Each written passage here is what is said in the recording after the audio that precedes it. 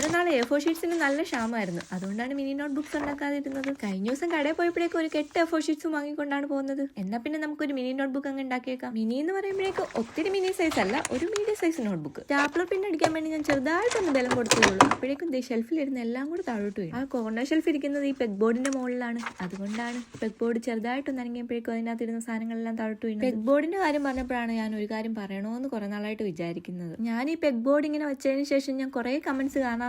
വാളിൽ വെക്കേണ്ട peg board ഇങ്ങനെ ടേബിളിൽ വെച്ചേക്കുന്ന കണ്ടു കഴിയുമ്പോൾ ആർക്കാണെങ്കിലും കമന്റ് ചെയ്ത് ചോദിക്കാൻ തോന്നും. സ്വാഭാവികം. ഇതിപ്പോ ഞാൻ ഇങ്ങനെ വെച്ചേക്കാൻ കാരണം എന്റെ ടേബിൾ അത്യാവശ്യം വലുതായിട്ടൊരു കറയുണ്ട്. വീഡിയോ ഒക്കെ എടുക്കുമ്പോഴേക്കും അത് നല്ലതായിട്ട് വിസിബിൾ ആയിട്ട് കാണുന്നുണ്ടായിരുന്നു. ടേബിളിന്റെ മുകളിൽ ഞാൻ വേറെയും പല സാധനങ്ങളൊക്കെ വിരിച്ച് നോക്കി, പക്ഷെ ഒന്നും അങ്ങ് സെറ്റ് ആവുന്നുണ്ടായില്ല. ഇതേപോലത്തെ 4 പെഗ് ബോർഡിന്റെ ഒരു സെറ്റ് എനിക്ക് അഫോർഡബിൾ പ്രൈസ് കിട്ടിയപ്പോഴേക്കും 2 ഞാൻ ചുമ്മാ ഒന്ന് ടേബിളിന്റെ മുകളിൽ പരീക്ഷണാർത്ഥം വെച്ച് നോക്കിയതാണ്. പിന്നെ കൊള്ളാന്ന് തോന്നിയത് കൊണ്ടാണ് അതങ്ങനെ വെച്ചേക്കുന്നത്.